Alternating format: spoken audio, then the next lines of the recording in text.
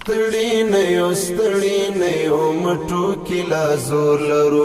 ځوان ایمان جذبې ځوان ایمان شور لرو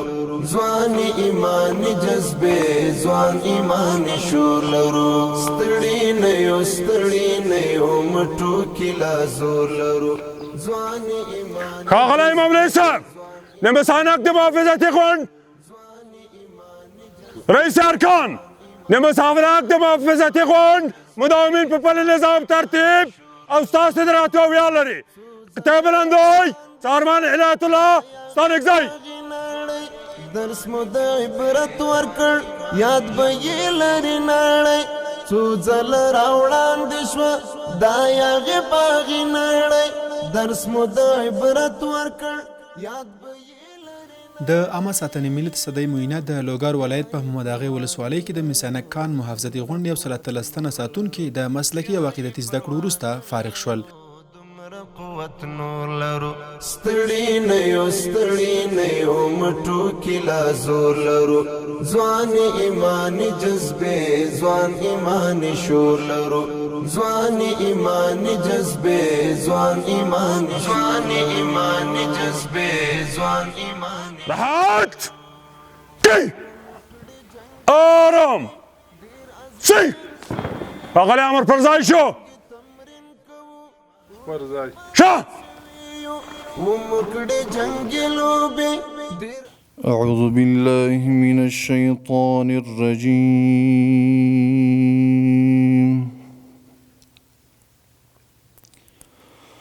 بسم الله الرحمن الرحيم كلا بل تكذبون بالدين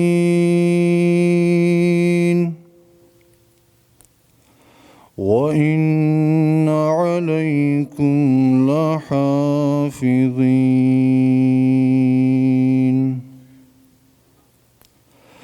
كراما غونډه د قرآن عظیم شان د څو مبارک آیتونو په تلاوت کولو سره پیل شوه. د مسانک محافظتي غونډ قومندان ښاغلي مولوي حبیب الرحمن هجرت منصبونو ته د ښه راغلاست ترڅنګ فارغ شوو ساتونکو ته د مبارکۍ او د اسلامي نظام په ټینګښت څرګندونې وکړې. اولا ټولو ته السلام علیکم ورحمت الله وبرکاتو. بار له سلام نه د الله پاک ډیر شکر ګزار یو چې الله پاک موږ او تاسو ته داسې یو امنیت راکړی ده چې 40 کاله جنگ نه بعد په ټوله نړۍ او په ټوله دنیا کې د دې مثال نشته ده. الحمدلله یو ملي پروژه چې دلته د موږ او تاسو ټول د افغانستان د ملت لپاره دلته پراته یو تاسو دا داسې عادي مه ګڼئ او ځان ته دومره کمزوري خلک هم مه ګورئ چې موږ داسې کمزوري خلک یو دلته پوستا کې موږ او تاسو پیره کوو. یو خدا رسې دا د الله په نیز باندې یو لوی اجر او د ثواب کار ده چې تاسې پیره کوئ شپه ورځ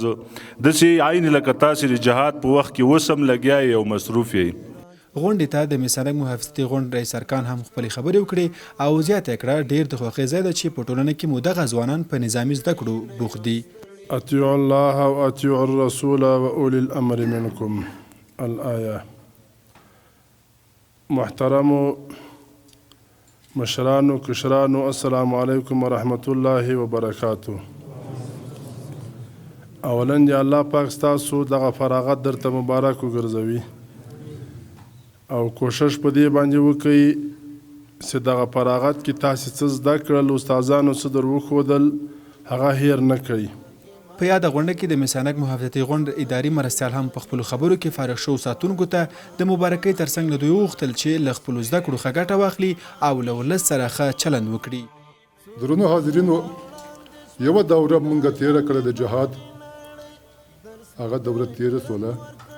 اوس د ابادي د شرازۍ د وطن د خدمت او د وطن د ابادي ورځ ده. د نظام د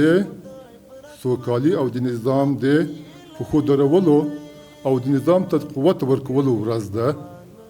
دا کوم ورځ چې نن تاسو دلته تسجیل ته راغلي یاستئ دا د نظام یوه قوي برخه ده.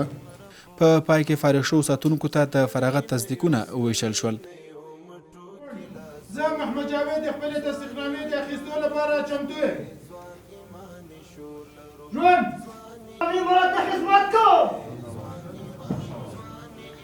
د غونډې په بله برخه کې هغه مسلکي زده کړې او نمایشونه چې ساتونکو زده کړي وو نندارې ته وړاندې کړل.